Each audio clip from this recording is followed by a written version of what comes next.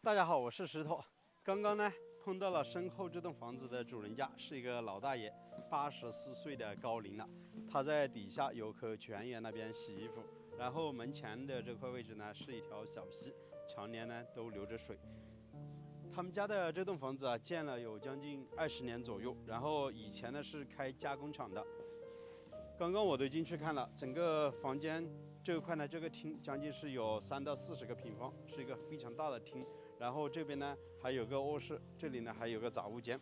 以前在这边开加工厂，大概做了有5、6年的时间，后面呢就一直闲置了，回到老家那边去居住了。所以这栋房子呢空的时间已经非常久了。房子呢现在依然是通水通电，整个房子的占地面积啊将近是有200个平方左右，大概建筑面积呢有120，整个院坝呢将近有80个平方左右。然后这栋房子啊，目前还通水通电，但是这个堂屋这块的屋顶呢已经是坍塌了，上面的瓦片呢都已经散落下来了。这栋房子呢，我们和这个大爷啊是聊了一下，他说啊，这边可以对外出租，大概价格呢是50块钱1个月，相当于呢600块钱1年，可以租20年。然后我也和他问了，他说如果想买的话，也就是转让的话，他和儿子商量，大概是1万多的一个价格哦，很便宜，可能在1.5、6以下吧，这个价格还是挺合理的。然后门前呢是靠近了进村的一条马路，将近马路啊宽约6米左右。这边啊，距离县城有13公里，距离镇上呢将近是有2.5公里。镇上呢是有一处乡镇集市，每到5天呢是可以到那边赶集买些生活物品的。那我也和大爷在聊天的时候也问了他，他说啊，他们大部分的经济收入呢都是靠种柑橘。其实这样的一个现象呢，在农村真的特别的常见吧。年轻力壮呢都外出务工，然后呢都是老人和孩子留在这边。像这样的一栋老宅啊，老人实际上是特别舍不得的，但是年轻人呢食之无味，弃之呢可惜。这样的一栋房子丢掉了又可惜，对不对啊？就是一个非常现实的现象。之前我走过很多无人村，也都是这个样子的。房子啊荒废的时间越久，房子坍塌，最后呢只剩下了一个宅基地。那我觉得这栋房子呢，最有特点的可能啊，就是从这个杂物间进去，我们可以看到，进来之后呢，整个杂物间将近是有20来个平方左右。这边呢是修了2个池子，一开始呢我都不懂这2个池子究竟是干嘛的，后面大爷告诉我，这2个池子呢以前是放那种红薯淀粉的，相当于红薯呢打成了浆，泡在水里面，就直接放在池子里面，然后过滤出来的就是红薯粉。屋顶呢以前是盖的这个青瓦，现在呢前半截只剩下了一些檩条还有瓦条，没有瓦片了，后半部分呢什么都没有了。为什么说这栋房子很有特点呢？它背靠的是这样的一座石头山，看起来像刀削一样的特别的陡峭，崖壁之上呢长满了很多草药。在农村里面呢，经常有人背着背篓到这样的崖壁之上去采草药的。然后呢，崖壁之上还长了很多灌木丛，还有绿苔。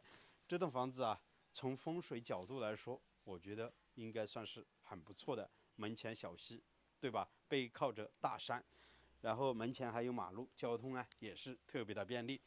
走到这块位置啊，我们还可以看到整个崖壁之上呢，刚才我都说了，长了很多草药，对不对？这边呢还有些绿苔，这边啊泥石流根本上不用担心，这些石头山呢都是特别的牢固。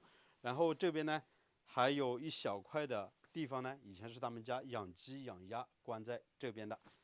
门前这条河坑是好久修的了？前年修的。前年修的。这个水到冬天会不会干？干。干哦，就是热天的时候水好。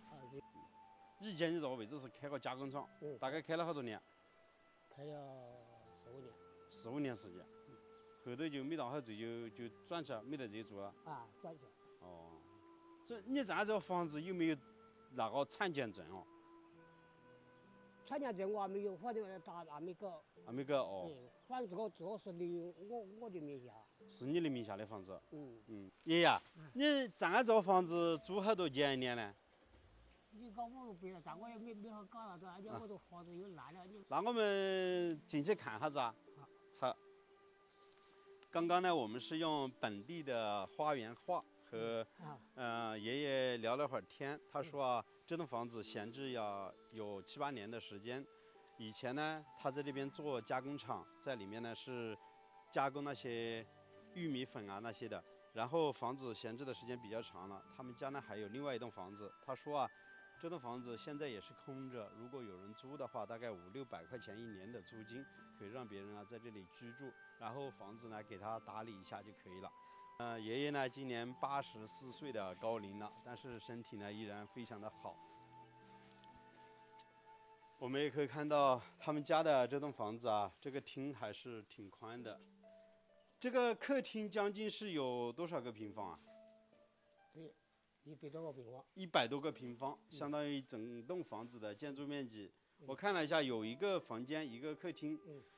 我看这个屋顶啊，现在都全部倒塌下来了。去年倒塌的。去年倒塌下来的，屋顶上的瓦片呢都落了一地。然后这栋房子啊，如果没修的话是不能够住人了，还是必须要修一下。然后我看一下这边还是有个房间的。我们来看一下。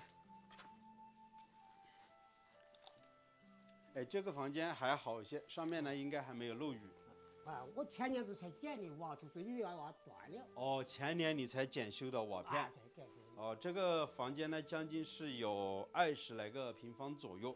然后墙面呢也是没有做粉刷，地面呢做了一个水泥的硬化，窗户呢留的还比较宽，将近是1.5米乘以2米的一个尺寸，所以房间里面的透光性呢还是挺不错的。门前这里啊就有一条小溪，水流还是挺大的，小溪里面有很多小鱼小虾，还有螃蟹。到夏天啊暑假的时候，村里面的这些小孩子呢都会到小溪里面去翻排螃蟹。